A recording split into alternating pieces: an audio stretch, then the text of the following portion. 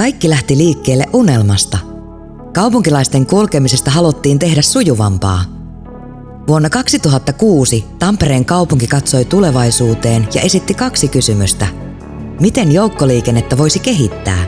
Miten yhä useampi saataisiin nousemaan kyytiin? Tarvittiin uudenlainen tapa toimia. Vuonna 2006 toimintansa aloitti Tampereen kaupungin joukkoliikenneyksikkö, nykyinen Nysse. Samalla otettiin käyttöön tilaaja-tuottajamalli. Kaupunki suunnittelee ja vastaa palvelusta, yritykset ajavat ja huolehtivat kalustosta. Matka kohti sujuvampaa liikkumista saattoi alkaa. Tehtävä kuulosti yksinkertaiselta. Kehitetään joukkoliikennettä palveluna. Mutta miten? Vuonna 2007 pysähdyttiin miettimään isoa kuvaa. Ei vain seuraavaa vuotta, vaan seuraavia vuosikymmeniä. Syntyi ajatus järjestelmästä, jossa bussi, ratikka ja juna täydentävät toisiaan. Ei kaikkea kerralla, vaan pala palalta. Suunnitelma oli rohkea ja kauaskantoinen, ja mikä merkittävintä, samaan suuntaan kuljetaan yhä tänäkin päivänä. Ensimmäisenä vuosina joukkoliikenne oli bussiliikennettä. Vuonna 2010 otettiin seuraava askel. Ratikan suunnittelu käynnistyi. Pöydälle nostettiin Hervanta Lentävänniemi yleissuunnitelma. Ajatus ratikasta alkoi muuttua todeksi. Yksi asia oli alusta lähtien selvä. Joukkoliikenne ei voi pysähtyä kuntarajoille. Vuonna 2011 seudullinen yhteistyö sai virallisen muodon, kun joukkoliikennelautakunta aloitti toimintansa 8 kunnan alueella. Suunnitelman seuraava palanen loksahti paikoilleen. Juna. Vuodesta 2013 alkaen junissa kelpasi seutulippu. Askeleet kohti yhtenäistä järjestelmää jatkuivat. Vuonna 2014 Nysse-liikenne ulottui jo 6 kunnan alueelle. Matkustamisesta tuli selkeämpää ja sujuvampaa, sillä samalla lipulla pystyy liikkumaan kuntarajojen yli. Vuosi 2016 oli käänteentekevä.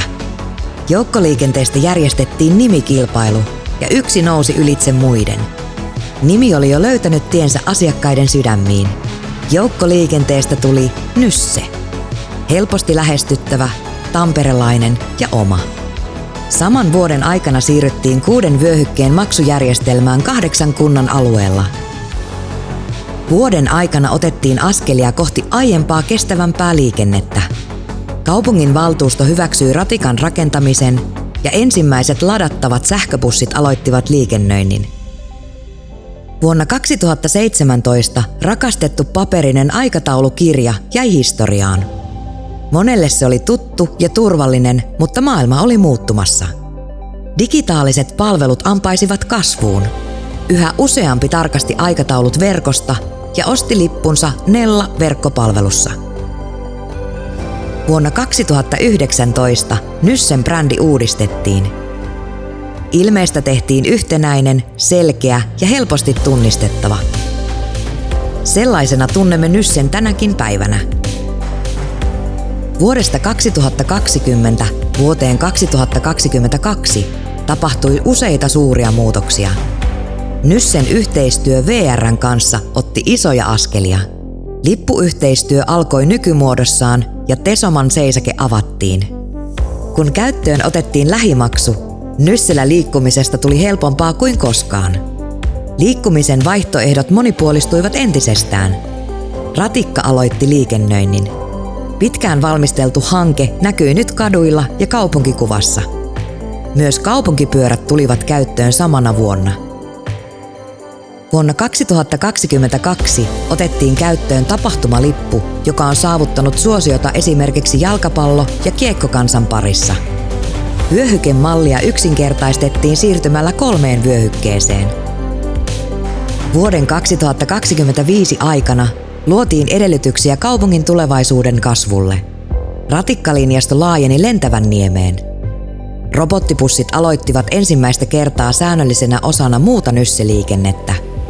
Plusbus-palvelun suunnittelu eteni ensimmäisiin päätöksiin. Nyssen asiakastyytyväisyys ja suosio olivat ennätyskorkealla.